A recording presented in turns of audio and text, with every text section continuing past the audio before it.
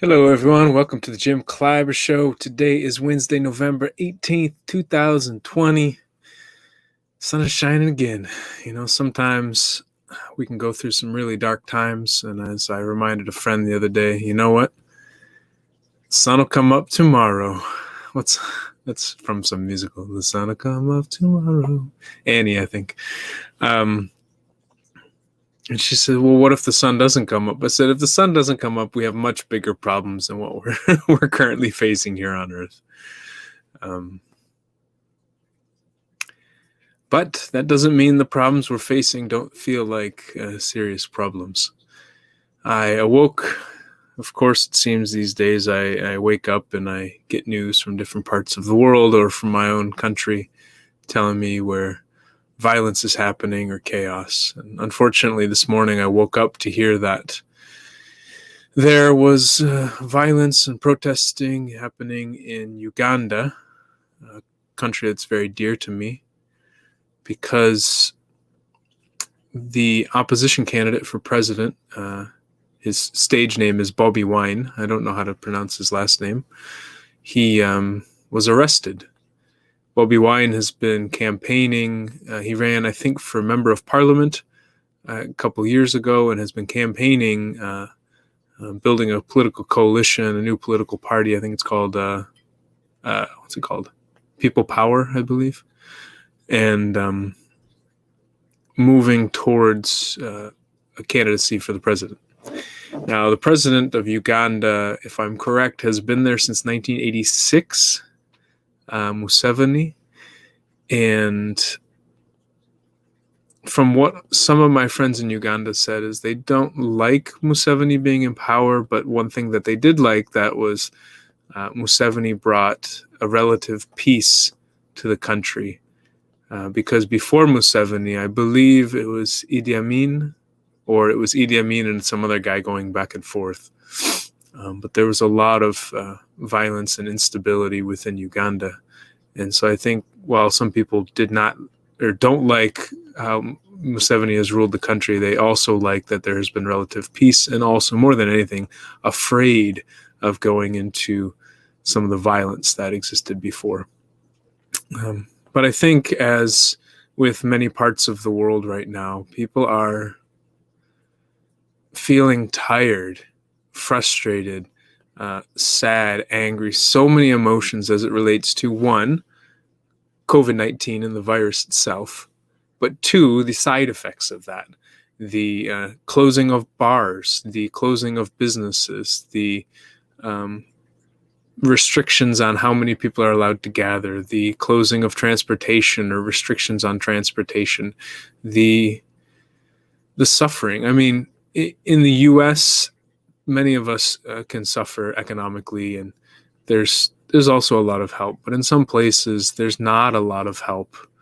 There aren't a lot of like food banks or homeless shelters or things like this to pick people up off the ground. Some places people just starve, and it's very. Sometimes I can't even fathom that.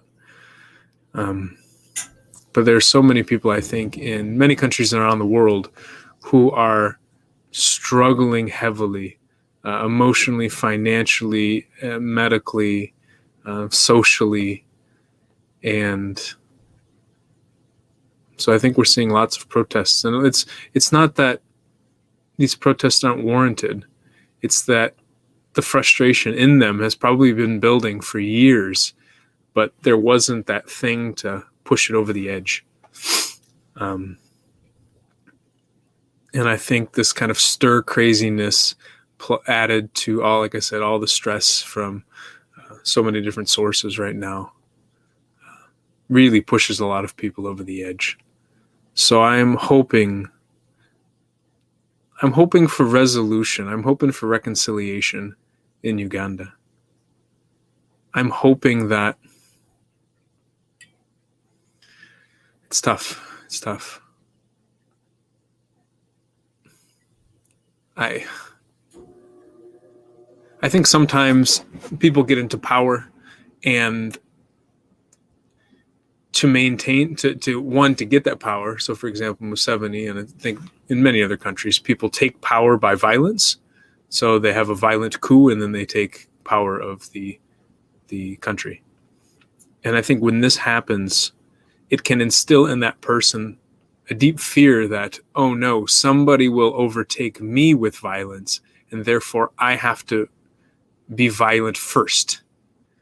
This idea, this fear that other people will do what I did, and they will seek vengeance on me, and so therefore I need to strike first. And I think this can plague a lot of people who go into power, because a lot of times we take power, or we get into positions of power by breaking norms or breaking rules or breaking laws, and causing harm to other people, and then fear that people are going to seek retribution for that harm. And then I think sometimes it gets even worse when we're in power. Maybe we don't take it by violence, but we get into power and we do something that breaks the law, and now we're afraid that people are going to seek vengeance on us, either throw us in prison or harm our reputation, or harm our physical body, or those of the people we care about. And so now we really don't want to let go of the power, and sometimes that makes us commit more crimes or break more norms to maintain that power. And so we kind of get into this spiral of, okay, well, I think people are going to hurt me, so I'm going to hurt them first. And we get into this deep belief of the world is against me, the world hurts me, the world doesn't like me, therefore I am going to be against them. I'm going to hurt them first before they have a chance to punch me. And I think this happens in a lot of situations, in a lot of countries. I never really saw it happening here in the US. Maybe I was just blind to it. But I think it's happening much more so now with Trump in office. If I were Trump, I would be thinking, oh no, I've broken a lot of crimes, or I've potentially broken a lot of crimes. If I'm no longer in power, they're going to put me in prison, or they're going to take all my money, or they're going to do a lot of things to me that I don't want to happen. So therefore, I have to do everything I possibly can to stay in office. And the problem with that is that means we break more rules and we break more laws, and then we get deeper into this fear of, oh no, I broke this law as well. Oh, now I'm really in trouble. I think it happens with the, I don't know if anyone's seen the TV show House of Cards, but this idea that, they do one little thing and then they get in trouble, but to hide that little thing that they did, they break another law and get more in trouble. And then to hide that, they break another law and get even more in trouble. And the fear deepens, and the fear of retribution, the fear of vengeance. And so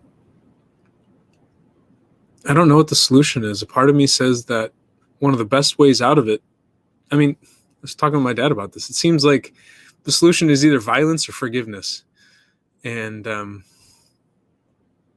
when you have somebody that's holding on to power, it's unfortunately a lot of times we try to overcome that with even more violence. But I personally believe in the forgiveness path, because I believe the forgiveness, the reconciliation can help alleviate the fear in that person and help them actually leave power. Because for me, that's the goal. If I'm a citizen and I don't like the person who's in power, I just don't want them to be in power. That's my number one goal. Other people will say, no, the number one goal is to seek vengeance and get justice for what they've done. Personally, I don't think so. I just don't want them making the decisions anymore. They've done some stuff in the past, fine. And I want to consider it water under the bridge, and I want to say, let's move forward. But the only way we can move forward is if that person's not making the decisions anymore. And I think it's a much more effective strategy, because I think when people are stuck in fear, they are afraid of what we're going to do and the harm we're going to seek against them, then they just seek to harm us first. And we get stuck in this cycle of both of us being afraid of the harm that they're going to do to us and trying to harm the other person first. I'm not saying it's easy. I'm not saying forgiving what people have done is easy. And I don't even know if it helps set rules and enforce the rules and I don't know what it does for the rule of law, to be honest. I just think it's much more effective strategy for getting people to back down and to agree. Threatening people doesn't normally work so well in trying to get them to coordinate. They may coordinate. Again, it's kind of, what did somebody say to me once? I was taking this workshop. It was called All You Want to Know About Knives. It was a self-defense class learning how to deal with knife attacks and things like this. And the guy told me, violence is the most efficient way to get what you want. Whoa. Violence is the most efficient way to get what you want. And I've thought about that a lot in the last couple of years. And I think violence may be the most efficient way to get what you want in the short term. But in the long term, I think violence can be quite inefficient because it leads to the cycle of fear where both sides are hurt and fearing the other side, that they're going to attack and cause more pain. I also think it causes pain to us in the long term as well for committing violence to someone else. I think what is very efficient in the long term is the apology, the forgiveness, the reconciliation. Because then it starts to rebuild the relationship and rebuild the trust. And I think trust is much more efficient than violence. Wow, I never even thought about that. Trust is more efficient than violence. Yeah, I believe trust actually is much more efficient than violence. Because with trust, people do it regardless. Here, take it. With violence, they'll put up resistance and you have to take it. You have to overcome that resistance. Trust is much more efficient than violence. It's rare. Sometimes when I'm doing these shows, I think I'm just rambling and not making any sense. But there's the rare occasion where I go, oh, that was brilliant. Trust is more efficient than violence. It just feels like a tweet. But I believe trust is much more efficient than violence in the short term as well, but definitely in the long term. And how do we rebuild that trust? You look at, looking at a country like Uganda, how much do the citizens trust the president? How much do the citizens trust the police officers? How much do the citizens trust the military? And you can flip it and say, well, how much does the president trust the citizens? How much do the military trust the citizens? How much do the police officers trust the citizens? How much does the military trust the police? How much does the police trust the president? How much do people trust each other? How much, how strong is the relationship between these people? And when the trust starts to fall apart, what does that lead to? What happens when you see a fellow citizen shot and killed in the street? I was seeing photos on Twitter today where, we don't show these photos in the U.S. very often. The media in the U.S., maybe after Vietnam, I'm not sure when it changed, but the media in the U.S. does not show dead bodies. Definitely not bodies that have been shot too much. They may show it from a distance, but they're not going to show like blood coming out of the body. We see it on TV all the time in terms of crime dramas and stuff like this, but on the actual news, very rarely. I don't know if I can really ever remember seeing something like that. But in other countries, the news can be much more graphic, and maybe on Twitter as well. I saw people on Twitter, just like 10 people standing around the body, and the guy's just laying there with blood coming out, and he's not moving. So how does something like that break trust even further? How do you trust the government? How do you trust the military and the police when they're shooting random people in the streets? When you're a police officer, how do you trust the citizens when you're out there and you're getting swarmed and surrounded by lots of people and you don't know what weapons they have or what things they're going to do to you, what they're going to throw at you? Gosh. It seems like these clashes are happening in so many places. It happened in the U.S.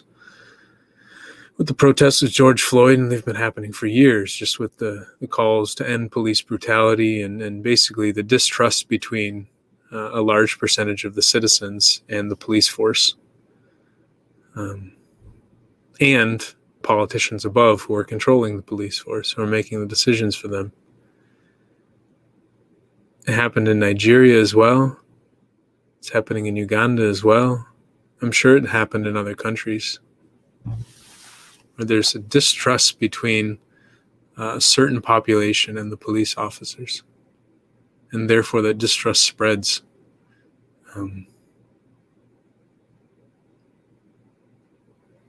I wish we talked much more about rebuilding trust. We don't. We talk a lot about justice. We don't talk a lot about trust. And I think our conversations on justice can actually veer towards violence and not what I would term as justice. The way that I see justice is much more about being fair.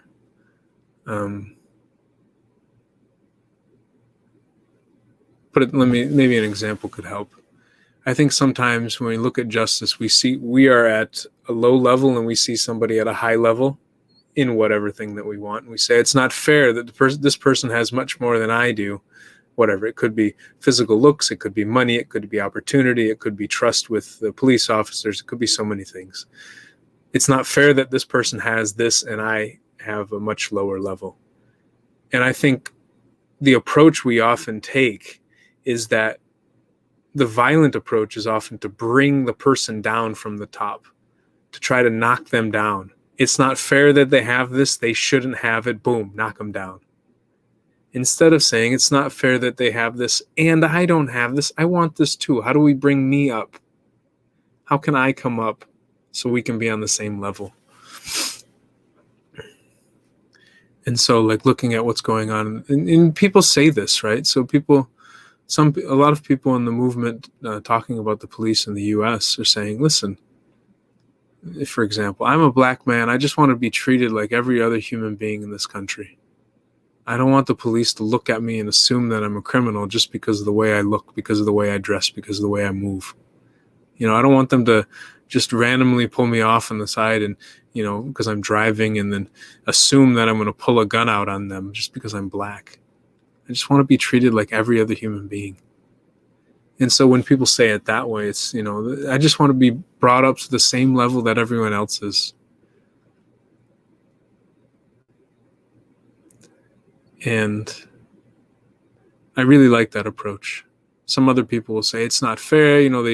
They treat these people so well. We need to knock them down. We need to get rid of the police. It's like, well, no. You just want the police to treat you well. You actually want the police, but you want the police to treat you well. If you get rid of them, now you're threatening them and all the people who rely on them. There are a lot of people who trust the police. And when you talk about getting rid of the police, the people who trust the police are like, wait, why are you getting rid of? I like the police. I feel safe with them. Why would you want to get rid of that? Again, I think it's that trying to make something fair by knocking them down instead of having us being brought up, bringing ourselves up to that level. I think the bringing up level works so much better because it reestablishes trust. The other way, it says, I feel pain, I'm going to cause pain to you. Versus, I think that you're doing fine, that you look comfortable and you look happy. I feel pain. I want to process my pain so I can get to that state of joy that you're in as well. This veered a little bit from what's going on in Uganda, but I think it's all related in a way, in that how do we get a new person in power if we want a new person to run the country? Do we try to tear down the people who are already there? Or do we try to just elevate? I think there are a lot of people who are arguing they just want to elevate. They just want it to be a fair opportunity for Bobi Wine or for other candidates to run. And they just want to be treated kindly. They just want to be treated lovingly. They just want to have a good relationship with the police. They want to have a good, loving relationship with the politicians. For anyone who's in office right now, anywhere in the world, I can imagine you may think at times that we, the citizens, don't care about you at all. That all we do is make fun of you, and we draw caricatures of you. We make fun of your face and your body and your history and your future and your intelligence and all these different things. And more importantly, maybe we make fun of your intentions and we attack your intentions. And I can't imagine what that might feel like to have hundreds of thousands or millions of people attacking your intentions, saying that you're a bad person, you don't care about us. I know you do. I know you care about us. I think you're just afraid at times. And we're afraid too.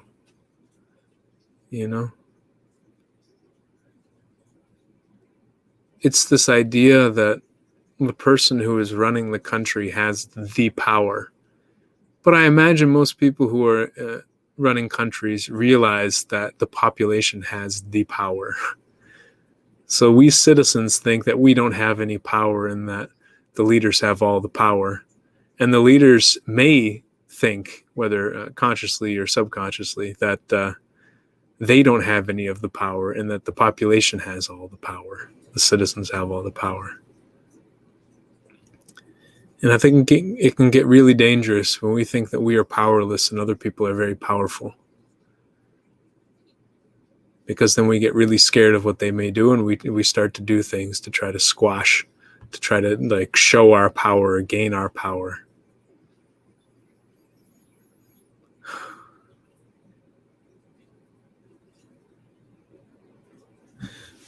I wonder what instead of a violent coup, I wonder what a loving coup would look like.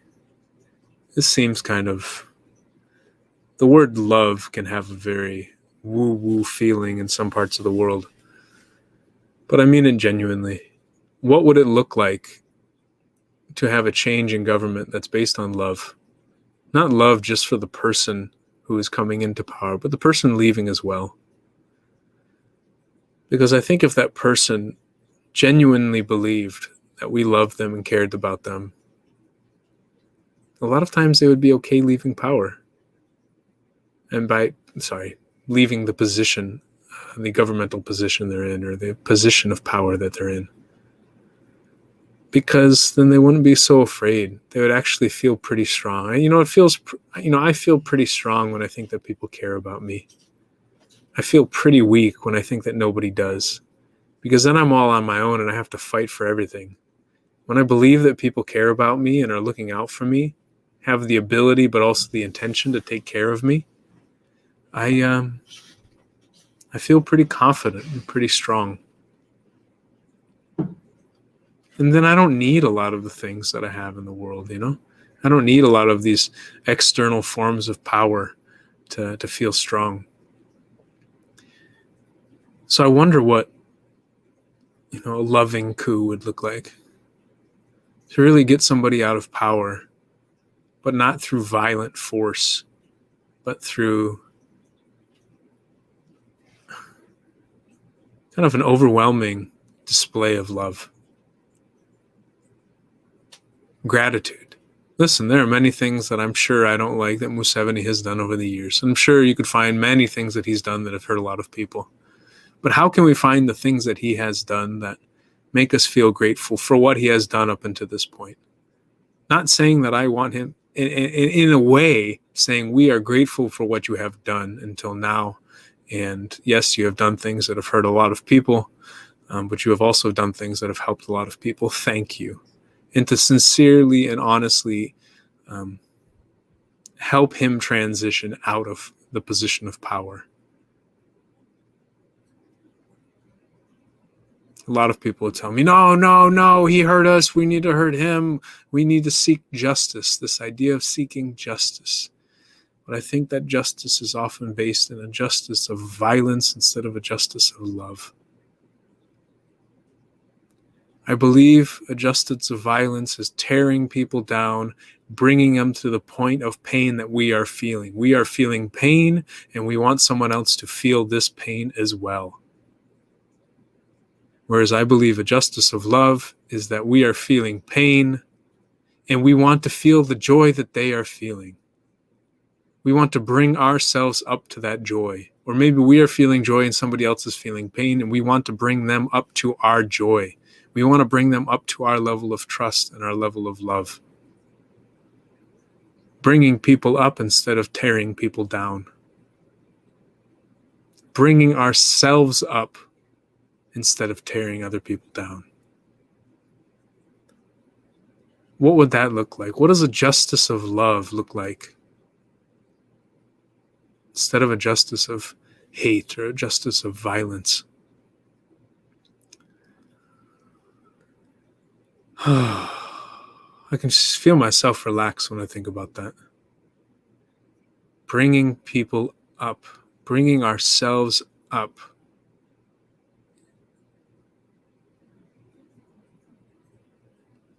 I hope that somebody in Uganda or somebody here in the US or somebody around the world hears this message and it lands with them a little bit. This idea that a lot of times when we speak of justice, we're actually talking about bringing people down to our level of pain, and how I want to change that. And what if when we talk of justice, we talk of bringing ourselves up and bringing them up to a level of love and care for each other? About restoring the relationship with each other instead of breaking it.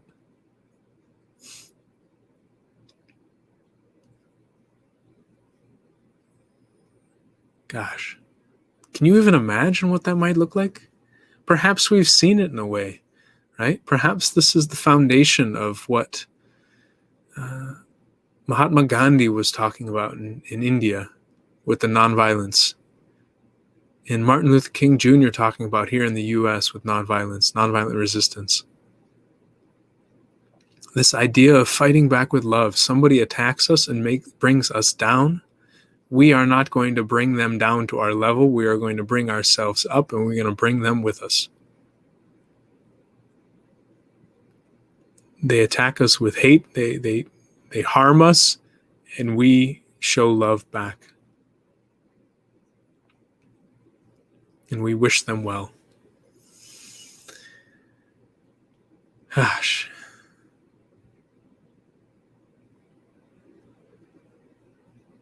Because you know what? I think there are a lot of people who are in these positions who don't think, put it this way, maybe this is one of the problems. We are down in the bottom and we think that they're up on the top.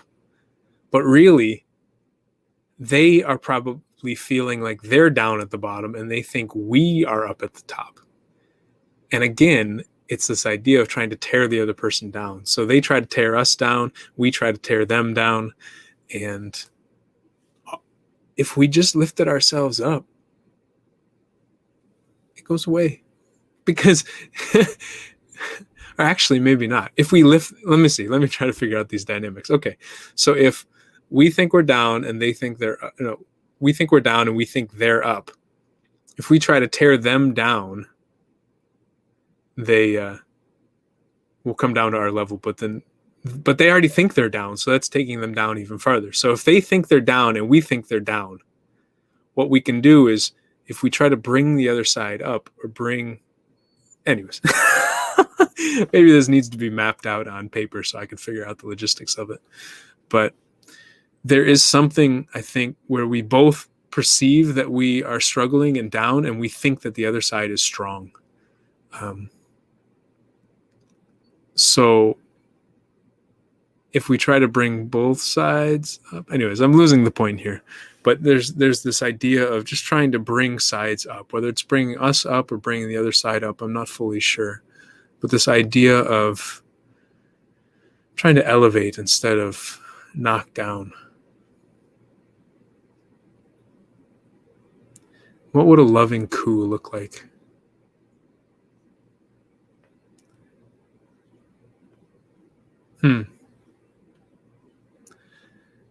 Well, let's see. I hope everything goes well in Uganda. I hope people are able to come closer together and resolve the problem together instead of seek violence against each other. Because in violence, the ones who receive the violence get hurt, but also the ones who give the violence.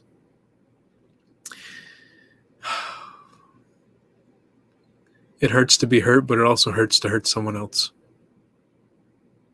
So here's to hoping that people reconcile a little bit. In Uganda, here in the U.S., there's a lot of pain and a lot of division, and I hope we start resolving the pain, start coming back together.